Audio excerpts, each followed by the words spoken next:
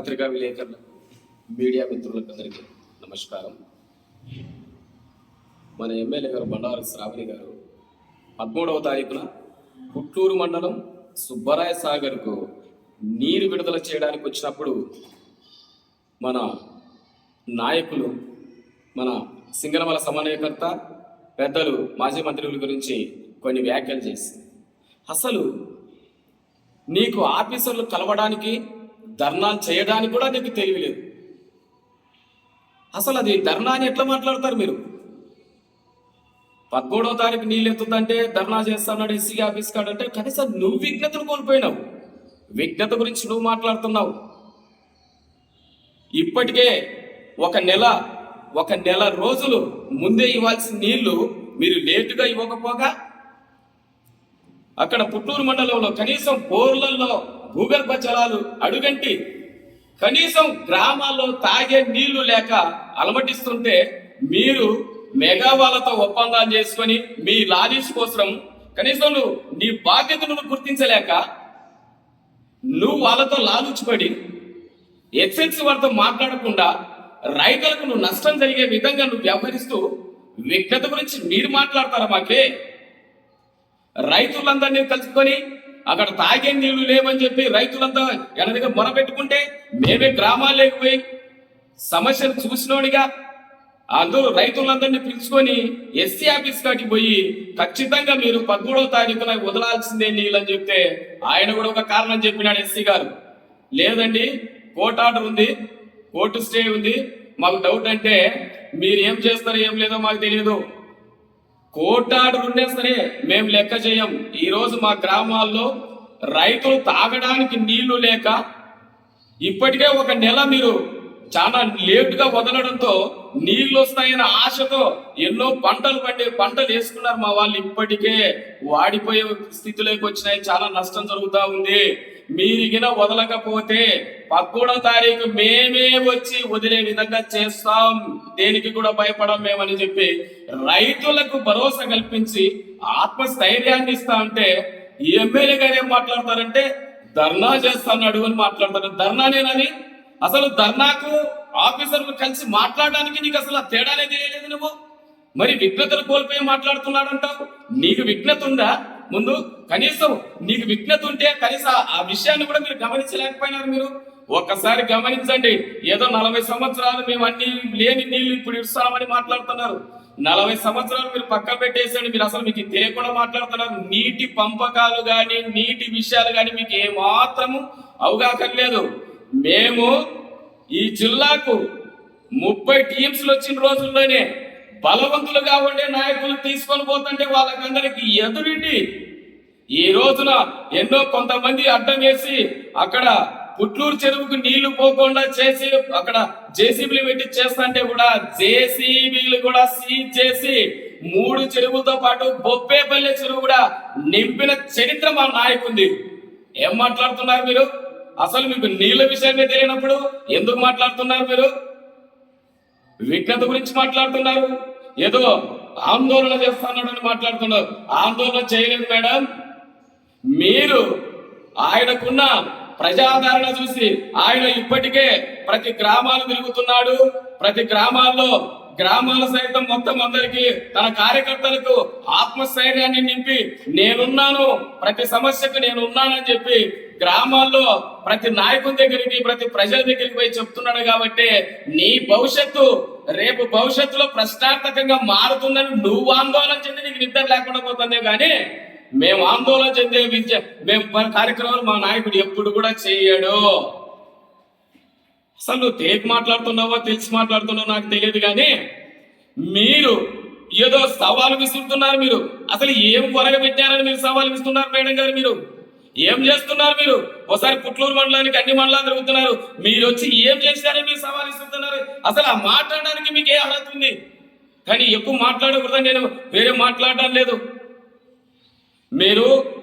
మేము ఉమ్మడి గవర్నమెంట్ లో, ఆంధ్రప్రదేశ్ ఉమ్మడి గవర్నమెంట్ లో ఉన్నప్పుడు, మంత్రిగా ఉన్నప్పుడు పుట్లూరు మండల కేంద్రంలో జూనియర్ కాలేజ్ కడితే ఆ కాలేజీ మీరు స్వయంగా సందర్శించి అక్కడ ఏం చెప్పినారు? మీరు నేను ఇక్కడ హాస్టల్ ఏర్పాటు చేస్తానని చెప్పారు. మరి ఏమైంది హాస్టల్?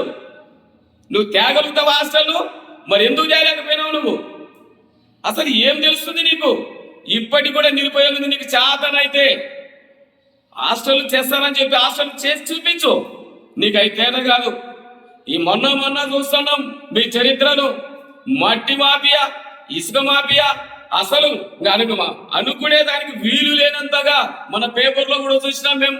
ఏదో కరెంట్ లైన్ మ్యాన్ల కోసం డబ్బులు తీసుకొని దానిలో ఆపరేటర్లు ఇప్పిస్తామని చెప్పి తీసుకొచ్చిన పేపర్లో కూడా చూసాం. ఇవన్నీ చేస్తే తల్లి బిడ్డలు మీరంతా ఏదో చేసుకుని మీరు మమ్మల్ని మాట్లాడడం ఏంటి? ఒకసారి గ్రామాల్లోకి వెళ్ళండి, తెలుసుకొని మీ నాయకులతో తెలిపించుకోనన్నా మాట్లాడండి. అనవసరమైనటువంటి ఏదో చేస్తున్నాం, ఏదో పోతుందని ఏదో గొప్పగా మాట్లాడొద్దండి మేడం. ఇప్పటికే మీరు ఎంతో మాట్లాడుతున్నారు.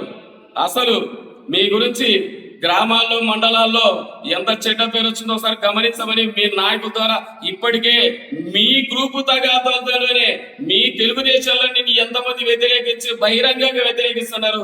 ఇంకా మీరు మా గురించి మాట్లాడడం అనేది చాలా సిగ్గుసేట్ మేడం. విత్తనాల గురించి మాట్లాడతారు మీరు. మాకు విత్తనాలు వైఎస్ఆర్ గవర్నమెంట్ లో మీరు గమనించండి. మీరు మీ అగ్రికల్చర్ ఆఫీసర్లు అడగండి. మేము ఖచ్చితంగా అక్టోబర్ నెలలోనే, అక్టోబర్ మొదటి నెలలో 1వ తారీఖు ఇచ్చేవాళ్ళం. ఎందుకంటే మేము అది మంచి అదును.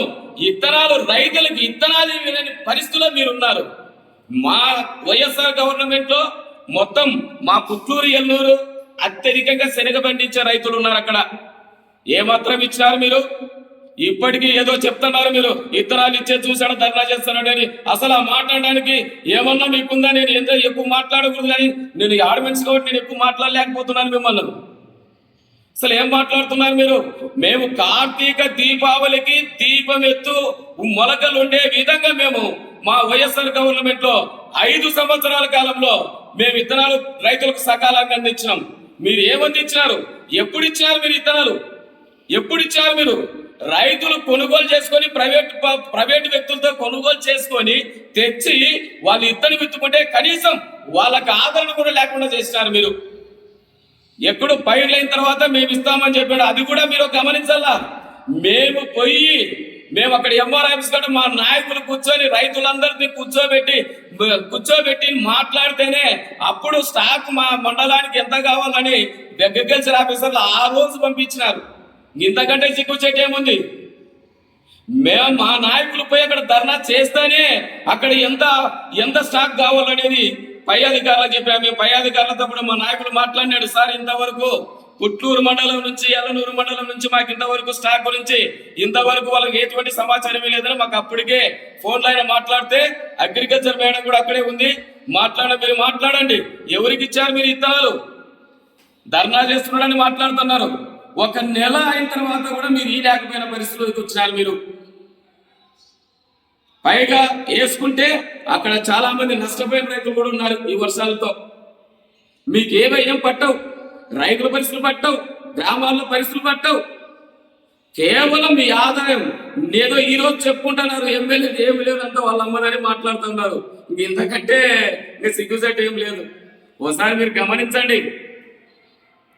మా నాయకుల గురించి మాట్లాడేటప్పుడు మీరు తెలుసుకునే మాట్లాడాలని, లేకపోతే ఏదో ఛాలెంజ్ విసురుతున్నారు. మీరు కనీసం కొండాపురం కూడా భవిష్యత్తులో రాలేరని నేను తెలియజేసుకుంటా ఉన్నా. ఫైనల్ గానా ఎమ్మెల్యే గారు అభివృద్ధి మీద పెట్టండి. లేనిపోయిన అవాకులు ఏదో మేము మాట్లాడితే ఏదో జనాలు చూస్తుంటారు లేని, మా ఇప్పుడు ప్రతి గ్రామంలోనే ప్రతి రైతులు ప్రతి ఒక్కరిని అడిగితే కూడా మా నాయకుల గురించి అన్ని గ్రామాల్లో అన్ని మండలాల్లో తెలుసు ఆయన ఏం చేస్తాడనేది. ఆయన చేసిన అభివృద్ధి ఇప్పటికి కూడా అందరికి కళ్ళ ముందర నిలబడే అభివృద్ధి ఇప్పటికి కూడా అట్లే ఉంది. ఆయన వేసిన రోడ్లే, ఆయన వేసిన బిల్డింగ్లే, ఆయన కట్టిన ఇల్లే, ఆయన కట్టిన సిమెంట్ రోడ్లే, ఆయన వేసిన తార్ రోడ్లే ఇప్పటికి కూడా అట్లే ఉన్నాయి. మీరు ఏమైనా చేయగలుగుతున్నారా? ఒక్కటి ఏమైనా నిరూపించుకోండి. మీరు అనవసరమైన వ్యాఖ్యలు మానుకొని అభివృద్ధి చేసుకోమని చెప్తా ఉన్నాం. చేతనైతే డేట్ చెప్పమని వస్తాం. ఏం చేసినారో నేను ఇదొక్కటే చెప్తా ఉన్నా. పుట్లూరు మండలానికి వచ్చారు, అక్కడ హాస్టల్ పెడతామని ఇప్పటికి కూడా అది గతి లేదు. ఎమ్మెల్యే గారి సవాళ్ళు మేము స్వీకరిస్తున్నాం. ఆమె డేట్ చెప్పాను, ఏ అభివృద్ధి మీద వస్తుందని రమ్మను. ఆమె ఏదో మాట్లాడుతూ ఉంది. ఈ రోజు వైఎస్ఆర్ గవర్నమెంట్ వచ్చినప్పుడే ఈ సింగల్ వాళ్ళ లోకలైజేషన్ కొన్ని సంవత్సరాల కల సాకారమైన విషయం నాకు తెలియదేమో. రమ్మనండి, సిద్ధం. ఆమె ఏ విషయంలోకి వచ్చి మాకు సవాల్ ఇస్తుంటుంది, మేము సిద్ధం. ఎక్కడే సరే డేట్ చెప్పాను, వేదిక చెప్పాను, మేము వస్తాం.